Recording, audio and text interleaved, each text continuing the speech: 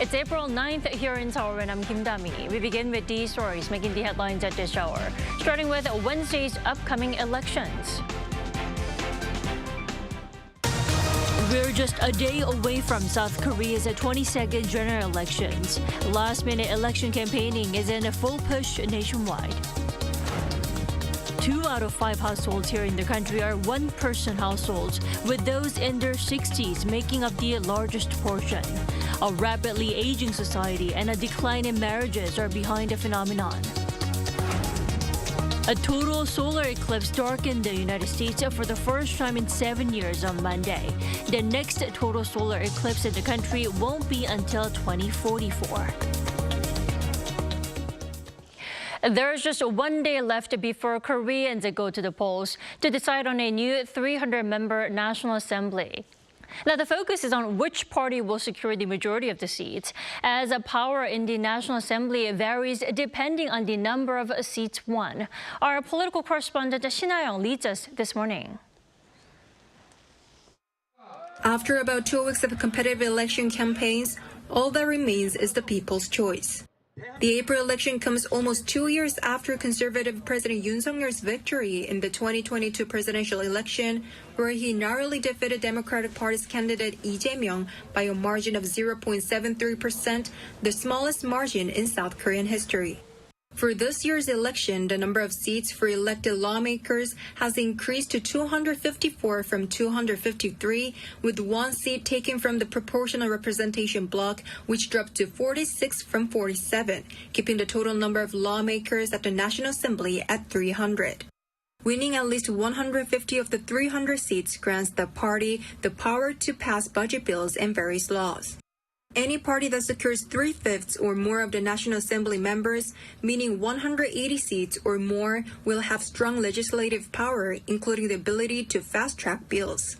In the 2020 general election, the DP and its satellite party won 180 seats, resulting in a minority government with the Yoon administration taking office. Obtaining over 2/3, which is at least 200 National Assembly seats, further strengthens authority, allowing for constitutional amendments, dismissal of legislators, and even the ability to initiate presidential impeachment. As the Yoon administration enters its 3rd year in office, the DP is determined to maintain its dominance to act as a counterbalance to the ruling party and the Yoon administration. For the ruling People Power Party, this year's race is considered crucial because failing to secure a majority could potentially render President Yoon Suk-yeol a lame duck for the remainder of his term. Meanwhile, according to the National Election Commission, the turnout for early voting reached 31.28%, a new record in the history of general elections in South Korea. The PPP attributed the strong turnout to people's judgment toward the main opposition party, while the DP viewed it as a sign of strong public sentiment against the government. Eyes are now on how the April election will reshape the political landscape for the next 4 years, including the remainder of the Yoon administration's term. 신하영, Arirang News. The presidential office says that despite reports to the contrary, it has never reviewed a proposal by doctors to postpone the increase in the medical school enrollment quota by 1 year, adding that it has no plans to do so. An official at the presidential office told reporters on Monday that the government stands firm on the original plan of an extra 2,000 places. However, it is open to talks about the exact number if the medical community comes up with a scientific and rational proposal. 2 out of 5 households in South Korea are single-person households. 1, because of the country's aging demographics, and 2, more and more people decide not to get married. Lee Seung-jae reports. According to data from the Ministry of Interior and Safety on Tuesday, the number of single-person households in South Korea stood at 10,021,413 as of March this year, marking the first time the figure has reached the 10 million mark. That's compared to 9,981,702 single-person households the previous month. Among the over 24 million households nationwide, single-person households make up 41.8%, or 2 out of 5. By age group, those in their 60s make up the highest proportion of people living in single-person households at over 1.86 million, followed by those in their 30s at over 1.68 million, and those in their 50s at over 1.64 million. People in their 70s and above accounted for over 1.98 million. By region, Gyeonggi-do Province and Seoul had the highest proportion of single-person households. There were also more men living alone than women. The number of smaller-sized households, which consists of one- and two-person households, is increasing, while the number of larger households is decreasing. While the number of two-person households also increased slightly in March, the number of four-person households decreased from over 3.12 million households to around 3.11 million. The government believes that the proportion of single-person households is increasing due to the higher number of seniors living alone and the rise in unmarried people. It says it will continue to explore various policies centered on single-person households. In particular, the government is exploring policies related to rising food prices and stable housing as its top priority. Lee Seung-jae, Arirang News.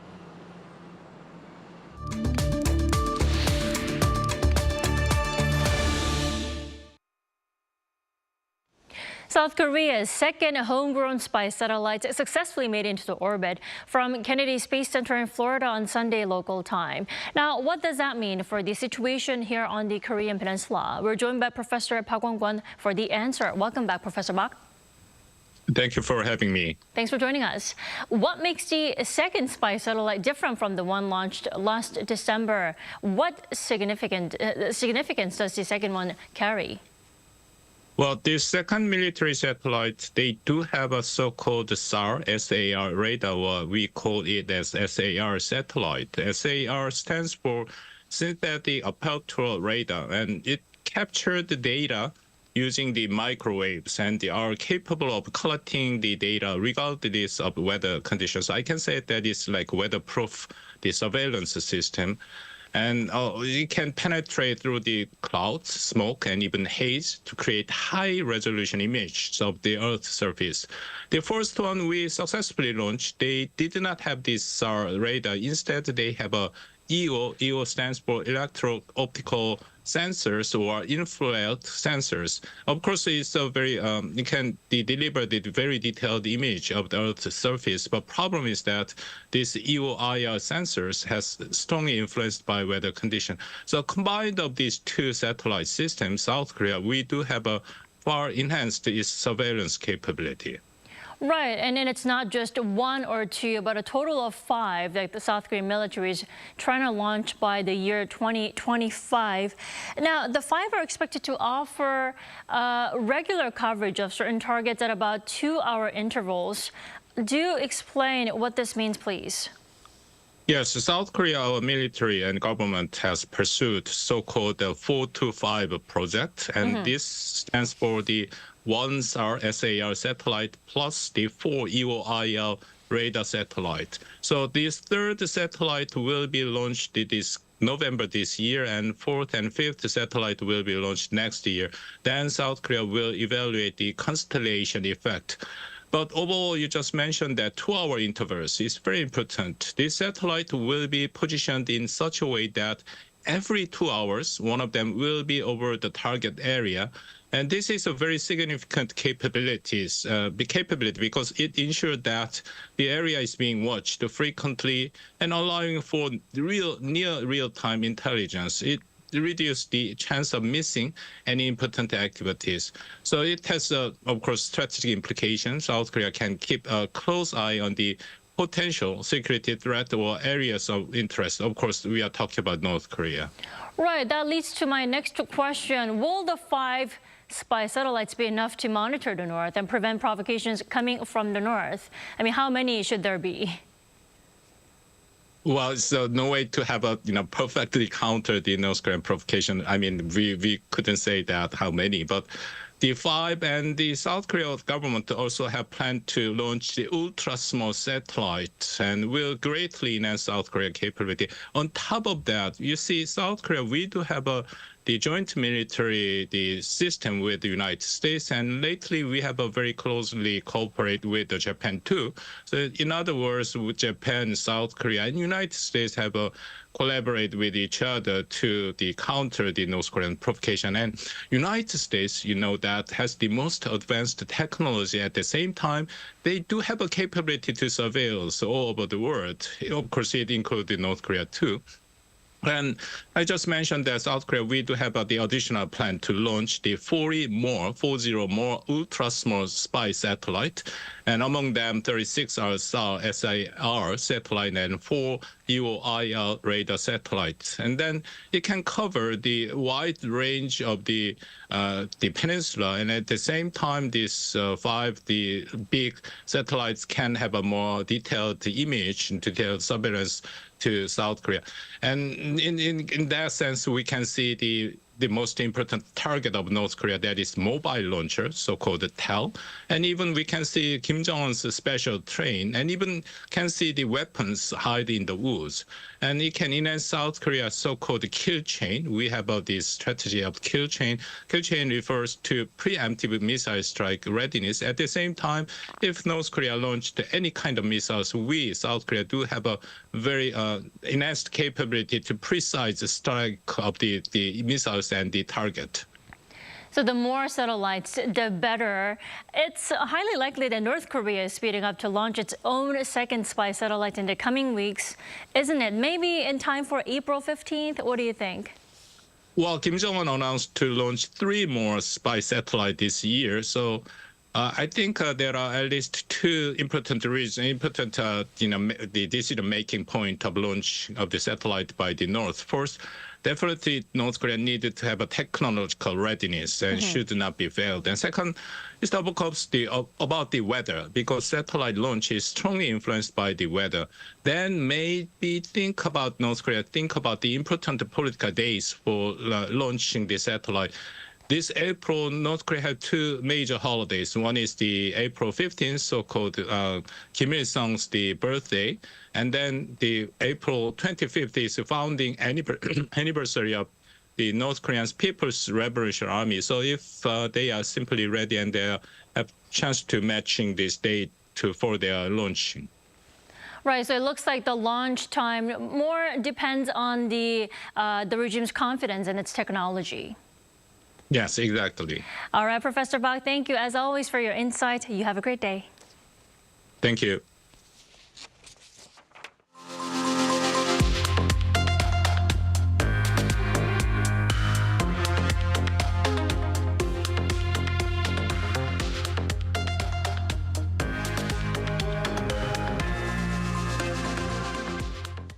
The U.S. Department of Commerce has unveiled a massive financial boost for the Taiwanese tech giant TSMC, a landmark decision aimed at reclaiming the U.S.'s leading role in the chip-making arena. Shin Se-byuk has the details.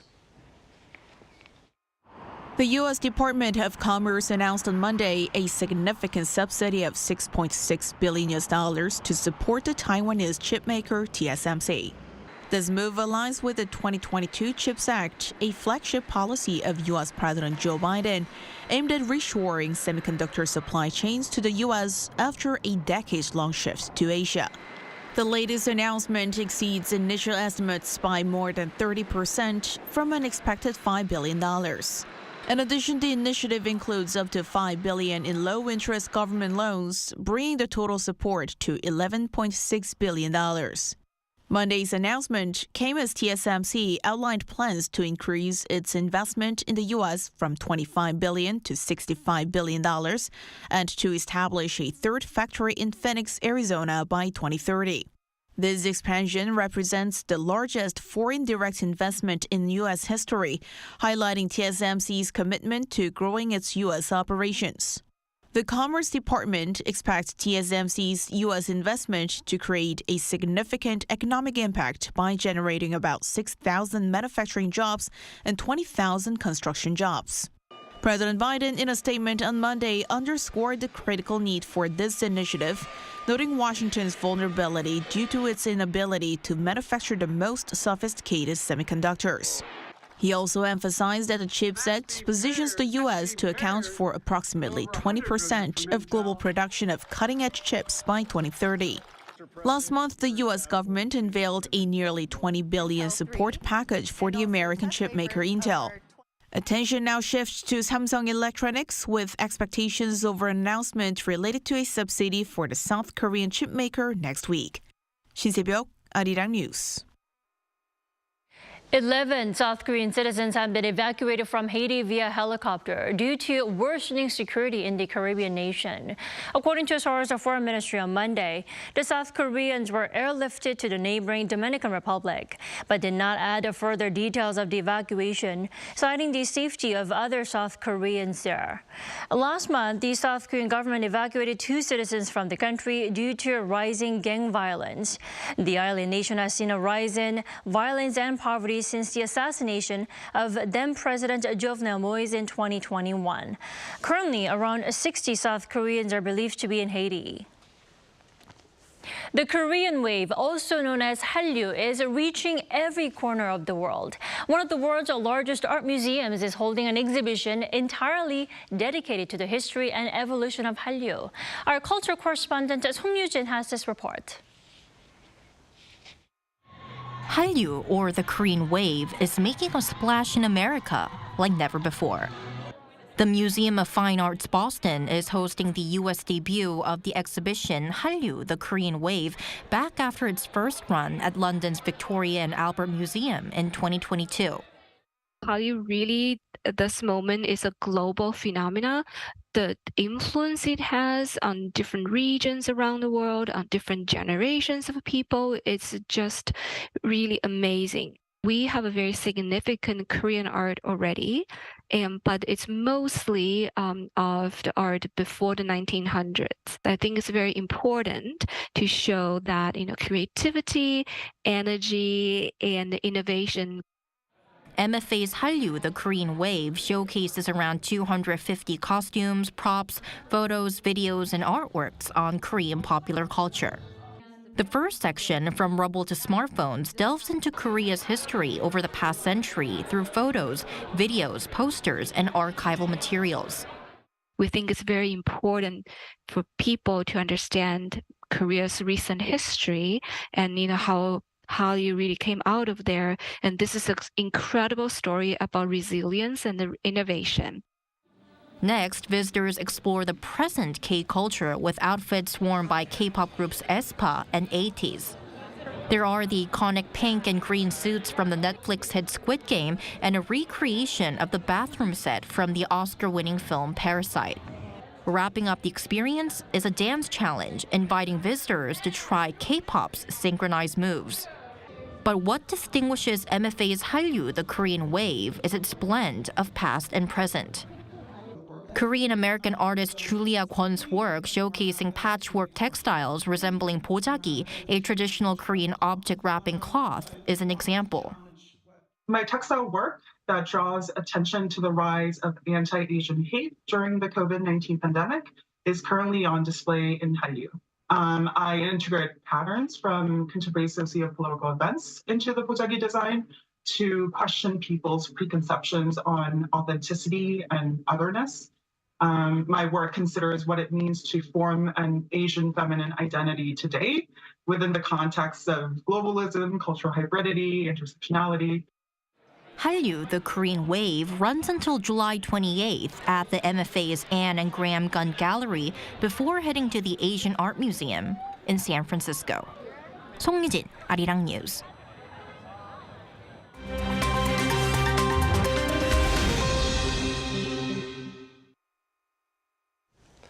Good morning, I'm Kim Si-young, and now we turn over to stories from around the world. In North America, the first total solar eclipse in 7 years was observed on Monday, with the moon blocking out the sun for just under 4.5 minutes. People gathered all across the continent along the path of totality, which ran from Mexico's Pacific coast through Texas and 14 other U.S. states into parts of eastern Canada.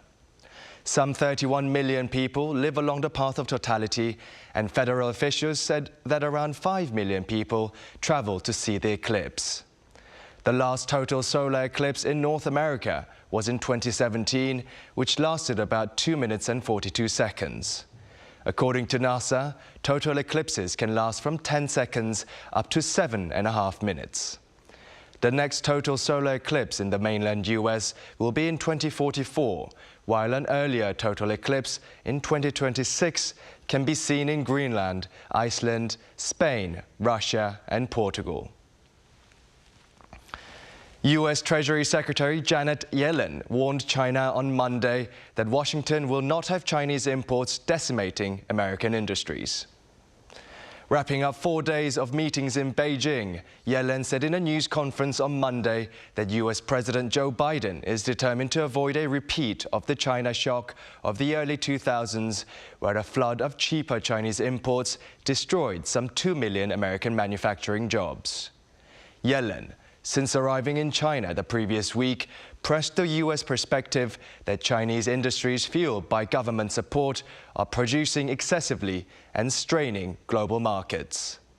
Yellen also threatened to sanction Chinese banks facilitating transactions to the Russian military, to which the Chinese Foreign Ministry spokesperson said on Monday that their cooperation with Russia should not be restricted. Moscow has accused Ukraine of launching very dangerous drone attacks at Zaporizhzhia nuclear power station over the past 48 hours. The nuclear power plant has been occupied and run by Russia since 2022. Russia says there were 3 drone attacks on Sunday and that the Ukrainian forces attacked the plant again on Monday with a kamikaze drone, which was shot down over one of their reactors. The head of the International Atomic Energy Agency, Rafael Grossi, condemned the drone strike on Monday, saying that no one can conceivably benefit and attacking a nuclear power plant is an absolute no-go. Ukraine has denied being behind the attacks. A British man successfully completed a monumental journey running the length of Western Africa on Sunday.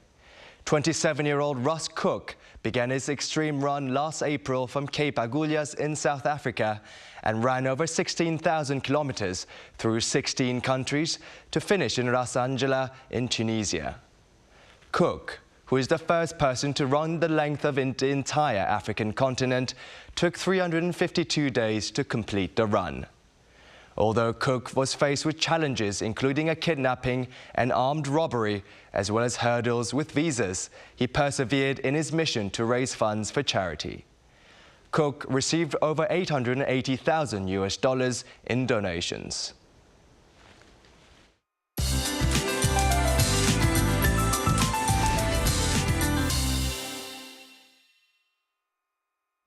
Good morning. We are expecting a warm, dry spring day, meaning the nation is on high alert against wildfires. Except for Jeju Island, the mainland is under the second highest forest fire warnings. And a dry weather advisory remains in place in the capital, while the southeast coast is under a strong wind advisory. But it's going to be quite windy nationwide all day today. Temperature-wise, it will be 1 to 15 degrees lower than yesterday. And especially those in East Coast regions will notice a bigger drop in highs this afternoon. Western regions will be as warm as yesterday. Southern Daejeon will see highs of 20 degrees Celsius. Gyeongju topping out at 14 degrees Celsius. It will be mainly sunny in central regions, but certain parts of the country will see more clouds with a chance of rain in the east of Jeollabuk-do province this afternoon. Promising weather is in store for the general election tomorrow. Then temperatures soar to the mid-20s by the weekend in the capital, seeing 26 degrees Celsius on Sunday. That's Korea for you, and here's a look at the international weather conditions.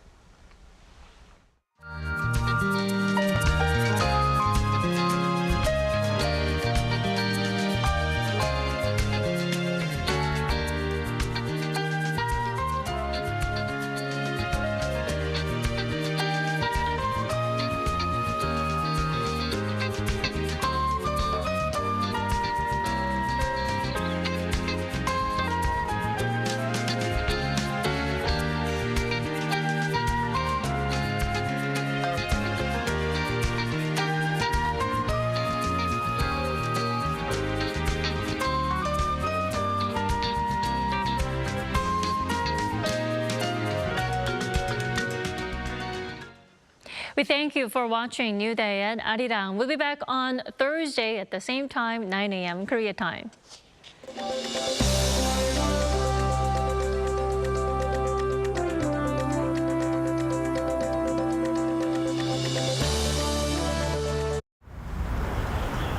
Welcome.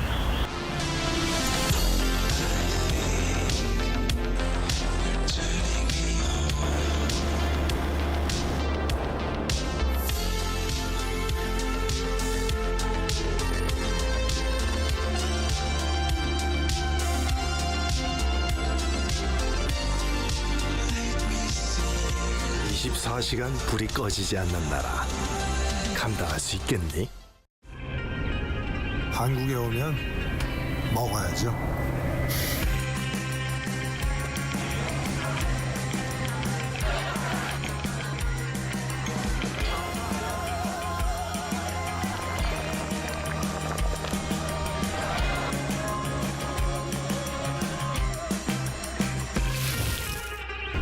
먹어도 끝이 없는 나라 감당할 수 있겠니? 하나 둘 셋. Hey, Mr. Cupid, look my way. Make sure you listen to what I say. I may be stupid or quite naive.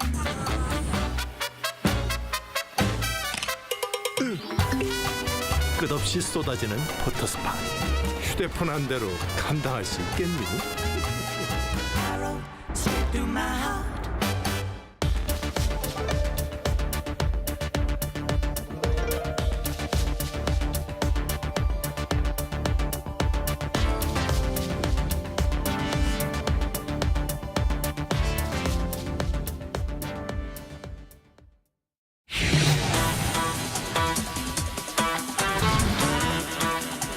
입니다.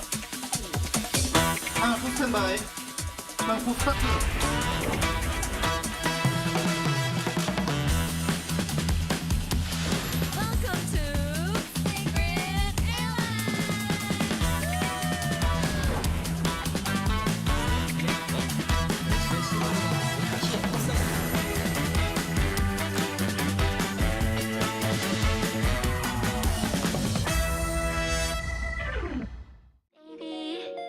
I'm just trying to play cool, but I just can't hide that I want you. Like it's magnetic. Super economic. Like it's magnetic. Super economic.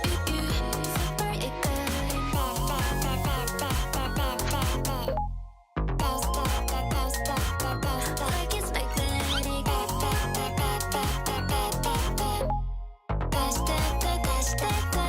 Baby, don't say no.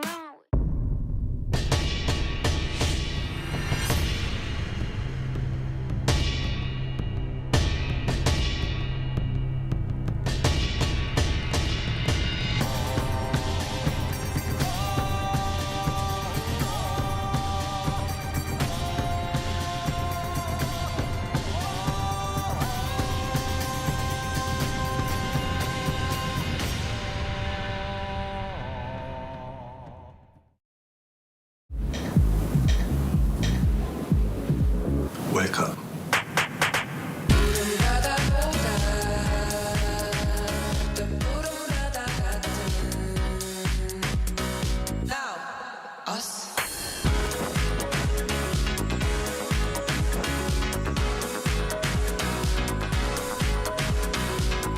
엄청난 에너지를 춤으로 뿜어내는 나라 감당할 수 있겠니? 한국에 오면 먹어야죠.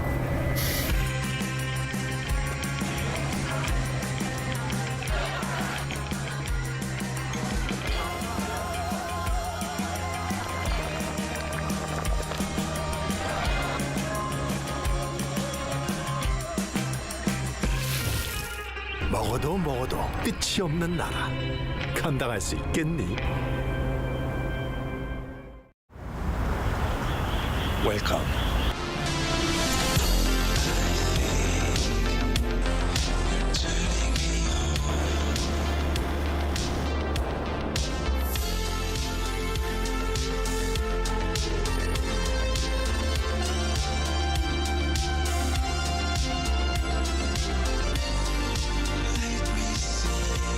24시간 불이 꺼지지 않는 나라.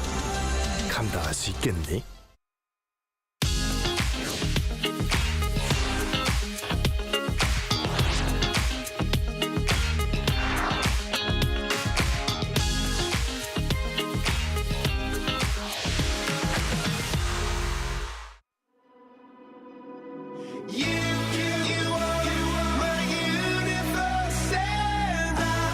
We're here to make a new type of news. New insights, new styles, and new topics every day.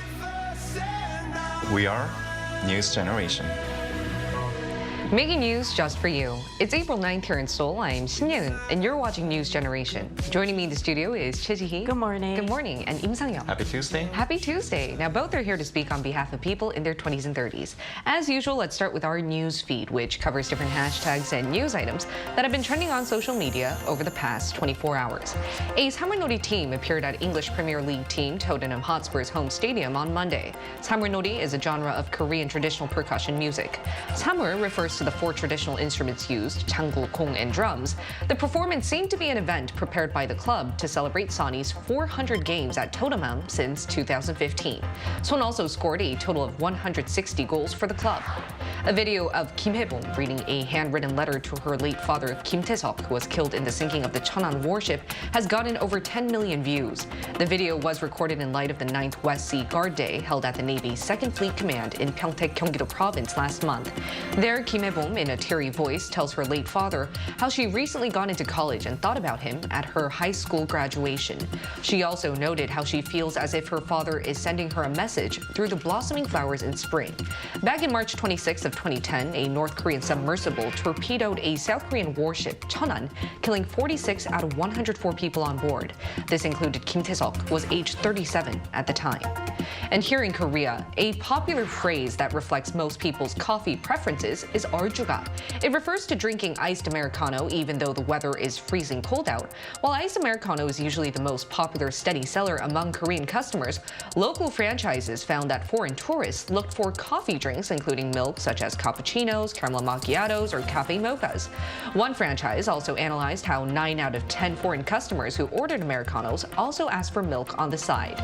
And as we're seeing more international tourists visit South Korea, more coffee franchises are trying to analyze their palates. Many have found that foreign tourists order sweeter drinks and desserts, which is why some franchises like Hallyu's have decided to customize their menus. Now here in the studio, what do you guys usually order when you go to different coffee branches abroad? And what types of menus would you like to recommend to foreigners who visit Korean cafes?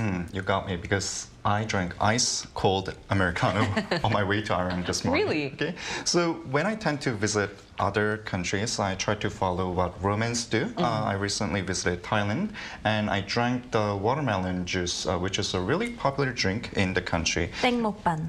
Oh, yeah, 땡먹방. Yeah, the name is 땡먹방. It's really nice. You guys should try it. And when I visit countries like Italy, in Europe, I do drink hot cappuccinos or espressos, and they actually wakens you up even quicker than the hot, ice Americano that we drink here in Korea. I see. As for the inbound tourists who are visiting Korea, I would like to recommend them to try ice Americano at least when they're here in the country, because for me it seems that these days iced Americano has become the iconic drink in Korea, and I think iced Americano is like the soul beverage for many Koreans these days. So you are the type to try out the most iconic beverage when you go to the country, whether that be 땡목반 in Thailand. Yes. Now, what about you, Ji-hee? Well, I was in Thailand last year as well. I went to Phuket and I had a really good latte. Although Thailand isn't that famous for latte, it was a really good one. But when I go for coffees here in Korea, I usually also drink iced Americano. But then I'm not an 얼주가 because I tend to get really cold when it's freezing out, and I can't drink cold drinks because I literally feel like I may freeze. Yeah. And so I usually drink hot coffees in winter times.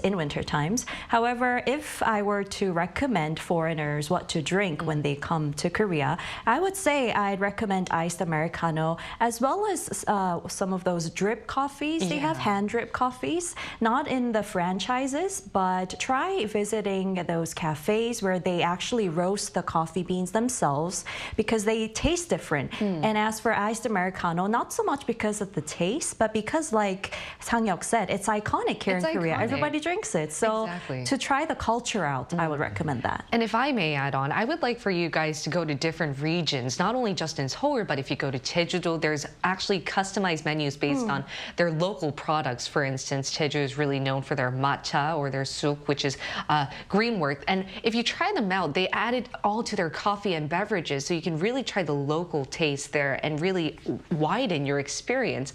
And hopefully you'll have the chance soon. Now, in the meantime, we're going to switch gears to our main discussion topic of the day. Tomorrow is the 22nd general election, where we will decide on who will make up the National Assembly. It's an important date in the political calendar, but our generation has been considered quite nonchalant towards politics. And we're going to start our discussion here. Is this true? Is our generation somewhat nonchalant with the 22nd general election? And how have officials been trying to boost young people's political participation, especially when it comes to the upcoming elections? Well, we can take a look at the numbers to figure out if they are quite nonchalant when it comes to voting, because in South Korea, first of all, individuals who are 18 years old or older are eligible to vote, and this age requirement used to be 19, but a law was revised in 2019 allowing 18-year-olds to vote as well. And according to the Ministry of the Interior and Safety, as you see on the screen, approximately 12 million eligible voters are in their 20s and 30s, which accounts for about 29% of the total eligible voters. Now, compared to other age groups, however, the turnout of young voters, or the MZers, has been consistently low throughout the past elections. In the last 21st general elections, for example, the turnout for 25 to 29-year-olds was 56.7%. It was similar for those aged between 30 to 34 and 35 to 39 as well, and so on. And these numbers are significantly lower than the overall turnout of 66%. I mean, the overall turnout is only a little bit more than 6 out of 10, but to see 3 out of 10 of all the eligible voters being from our generation, yet only half of them going to practice their election rights, seems to be a troublesome issue. And Sang-hyuk, would you like to add on how officials have been trying to boost their political rates here in Korea then? Yeah, sure. So as we have just seen on the screen, you can see that many youth are showing less interest when it comes to voting compared to that of the older generation. So the Korean National Election Commission, which is in charge of the election campaign and the whole process, is putting extra efforts to draw more votes and interest from the MZ generation. So the commission released a promotion video featuring Nugent's Minji as the advertisement model to attract more youth to vote. And it's also making a parody of famous TV shows like I Am Solo or SNL Korea to encourage more people in their 20s and 30s to cast a ballot. I see. So they're better using popular stars at the moment, or shows, media content, to better captivate our attention. And it's also politicians too. Politicians have also been rolling up their sleeves to better catch the attention of millennial and Gen Z voters. So Chi, why don't you walk us through some of their latest efforts, especially ahead of the 22nd general elections? Sure. So although MZers have a low voter turnout compared to the overall voter turnout, they hold an important position in Korean politics as the so-called casting vote that can determine the outcome of the overall general election. So it's really crucial to win their vote. So in recent years, candidates have been using short forms and releases, the short video clips that are popular among the younger generation to attract the MZers. So this morning, I actually saw one video clip on my social media account, and it was a young candidate. He had a video made for himself. He was walking down the street and he just tripped over something, I don't know what, and he accidentally wrote on his own name on the ballot. And then he would keep walking, and then he, I don't know, pressed some button, and this song that was singing his name started coming out. It was quite funny, and I thought it was pretty fresh. Yeah, so they're using these sort of methods to really grab the attention of the MZers and to encourage them to vote. I love it. I love that last-minute campaigning can be fun like that. And it's quite fascinating to see that politicians are better captivating our attention by using shorts and reels, which really understands our short amount of attention span when it comes to media content these days. Would you like to add on to this question? Okay, so first, I pay respect to all the political candidates for coming up with such creative ideas. So the candidates are also coming up with election policies that focus on financial support and welfare in order to draw more votes from the younger generation. So if we think about the current economic recession and rising real estate prices, offering housing benefits to youth would be the most ideal option for these political candidates. So many candidates insist that they will approve constructing public housings and providing such real estates to college graduates and the newlywed couples. And these houses are also nearby the office and school districts, which would be beneficial for many youth. And another trending policy is opting for establishing dormitories for college students by renovating closed down schools or abandoned public facilities. And these policies were in fact the most frequently used policies if you look at the modern election history of Korea, because there's nothing better than housing incentives and national scholarships to entice young people to vote. I think you mentioned a great point there. I think in order for us to boost youth political participation, we really need to focus on better pledges and policies that can better tackle what we're going through, whether it be our struggles or any solutions we'd like to see. But another way is boosting the age, the political participation age, by seeing more young politicians, because we want to see representatives from our generation. And Chi, which is exactly why I'd like to ask, how many millennial and Gen Z candidates are running this time around? Right. So as per the National Election Commission, as you see on the screen, we have 253 proportional candidates registered by 38 political parties, but only 33 candidates were millennials and Gen Zs, which is approximately 13% of the total. And in particular, there were just 11 candidates who were in their 20s. Now, compared to other nations, there's a significant dearth of young politicians here in Korea. And also, several people believe that it's quite challenging for young candidates to represent different youth segments and important parts of society because of this dearth in number. And most of the current politicians and lawyers are relatively older. So really, the lack of young politicians is one of Korea's major issues to be solved in the near future. I think that's a really great point, because even though we're seeing a lot of policy pledges targeting youth, it's as important to see youth speak on behalf of youth. And as you mentioned, we are seeing a dearth of young politicians. So, Sang-Hyuk, can you give us a comparison as to the relatively low amount of young politicians in Korea compared to other parts of the world? Right. So it's a bit sad that Korea is falling short compared to other countries when it comes to young politicians, because already in the West, we can see some examples of young candidates running for an election or becoming the leader of a party or a group of congressmen. And we all know that France has one of the youngest lineups of politicians in their assembly. Gabriel Attal became the Prime Minister of France at the age of 34, which I believe is the youngest person to become a Prime Minister in the French history. And not to mention, of course, we have President Macron, who took office in the age of 39. Now, because Western countries teach politics and education related to state affairs at a very young age, I think this is leading many young people in those countries to run for the candidates of elections. And some say that the cultural difference between the West and East is also contributing to the low number of election candidates in Korea, because as you know, countries in East Asia tend to have more strict and hierarchy-based social structure, and this could be one factor that discourages the young politicians to advance their career further because they are left out usually in the major political sector. Right, and seeing less young politicians might affect our political participation rates in our generation. And to better find out more about what our generation's political participation rate is like compared to other countries, we asked our viewers to tell what it's like in their respective countries as well. So if you take a look at the screen, screen, you can find out what 3 of them had to share with us. Leon said, I think youth in Singapore generally have a lower interest in politics compared to other countries. Singapore youth might be more interested in social issues and expressing themselves through online activism or volunteering. Dadu said the youth in the Philippines are very much interested in politics, especially the latest presidential election. And now politicians are being monitored through social media. Jack Thompson says here in the UK, I do think the youth vote and registration rate is rising. And boosting political participation and awareness is integral. But how can we do that? Let's ask a political science expert. Stay tuned for a live interview.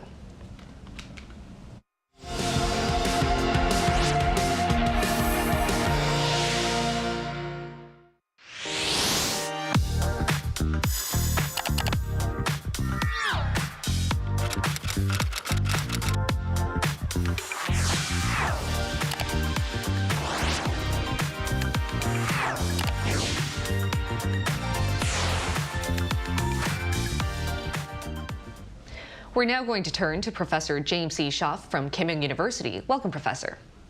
Oh, it's great to be here. Thanks. All right, let me ask you the first question. Why do you think Korea has a low political participation rate, especially among the younger generation, compared to other countries? And specifically, why is our generation not voting as much as compared to other generations? Okay, well, actually, compared to other industrialized OECD members, the Korean parliamentary election turnout is about average at about 66%.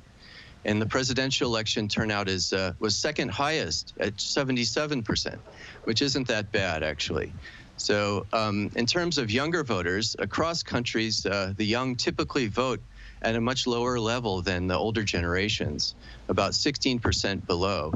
And that's because voting is new to them, and it's a new habit that they have to get in the hang of. But vote, as you mentioned, turnout by Koreans was around, you mentioned, I think, 56%. I have 61% for those in their 20s in the last assembly election. And this is higher than in most OECD nations, and in fact is much higher than the 40% recorded by Korea's middle-aged Generation X 20 years ago. So when they were in their 20s, they didn't vote very much at all. But there's one factor, though, as you mentioned as well, that gives MZ voters a pivotal role in determining the outcome of tomorrow's election, which is that MZ voters do not have clear political leanings, which makes them critical swing voters.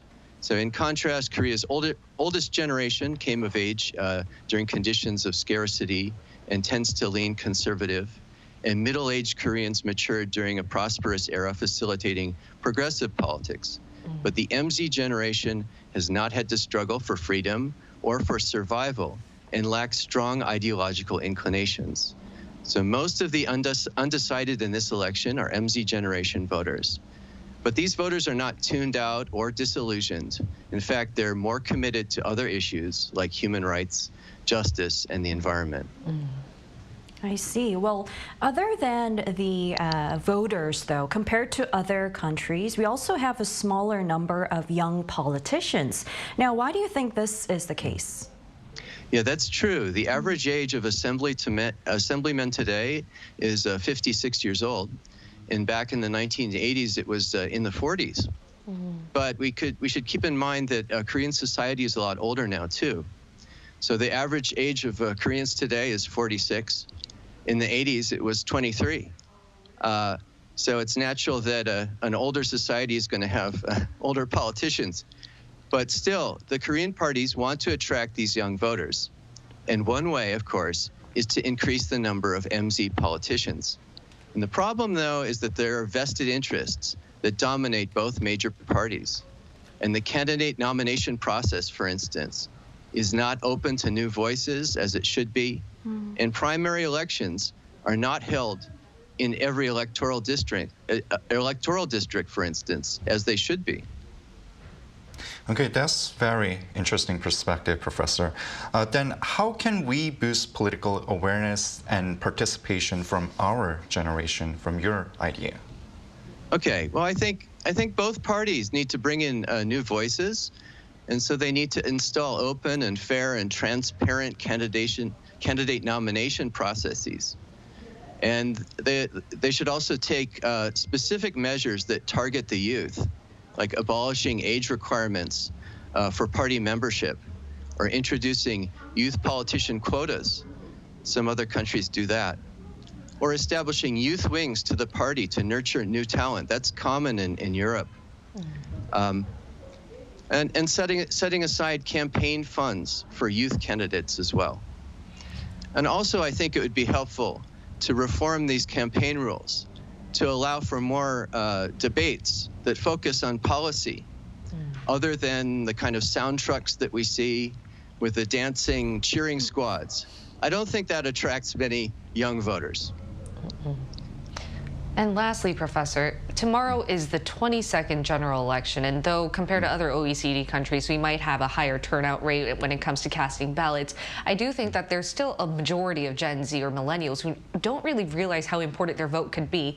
Could you tell them what would happen if we remain nonchalant when it comes to practicing our election rights? Yeah, so why should the young voters care? Well, there are really important reasons to care.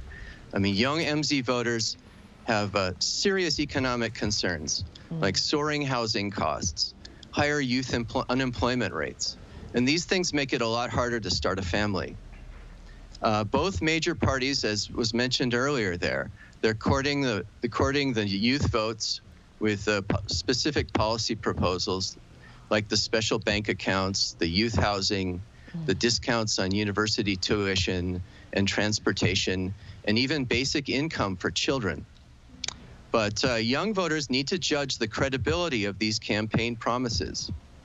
A party committed to free market principles, for instance, might have a much harder time justifying these interventionist measures, more so than a party that's committed to promoting greater equality. So I would say, look at the overall principles of each party and see if they align with those pledges. Yeah, we have one more day. Yeah, so enough research would be necessary during this time. Sure. Thank you so much, Professor. It was a pleasure talking to you today. Oh, it's great to be on the show. Thanks a lot. All right, thank you. Thank you. And ending off, I'd like to ask our two panelists, will you two be voting tomorrow? And how important is it to practice our right to vote? Well, for sure, I'll be voting tomorrow because I didn't vote during the early voting period. And it's very important, in fact, for us to cast our votes. Like the professor said, for us, we have a lot of economic concerns. And I believe it's not just important to exercise our right to vote, but also cast an informed vote as well. So make sure that you know the policies and do some research before you actually cast that ballot. What about you, Sang-yeop? Well, I already did prior voting to take a day off tomorrow. Okay. So many youth and even some older generations repeatedly say during these election times that your vote will not really change much about everything. But I do want to say that actually your one precious vote can make a big change to the election results. And the voting is like the fundamental responsibility and also an advantage of a democratic citizen. So I would like to ask all our viewers out there, especially the youth, for tomorrow to be serious about voting. And why don't you guys all go to the ballot site and review the policies and the histories of each candidate and make your one precious vote worthy. Exactly. And ending off on a positive note, though in the prior part of our discussion, we just looked at the figures and thought that our youth political participation rate could be relatively low, I was quite happy to find out that compared to other OECD countries, our turnout is relatively high. But hopefully it gets even higher by seeing more young politicians represent us or seeing more voters be very, very attentive towards what type of policies are there for youth. And hopefully one vote, as you mentioned, Sang-yeop, it all counts. So one vote counts, so make sure tomorrow you use the time to really cast your ballot and practice your right. Now, in the meantime, we'll be here every day from 9:30 to 10 a.m. Korea time, bringing you more topics young people are talking about. Special thanks to Chi-ji-hee. Thank you, and go vote. Go vote. And Im Sang-yeop. Thank you for having me. All right. And thank you everyone for watching. We'll see you on Thursday. We are News Generation.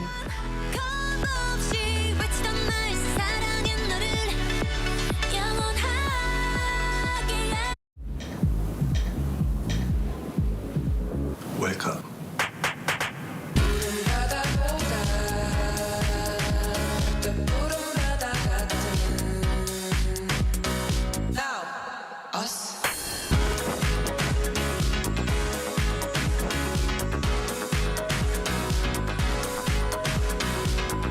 엄청난 에너지를 춤으로 뿜어내는 나라. 감당할 수 있겠니?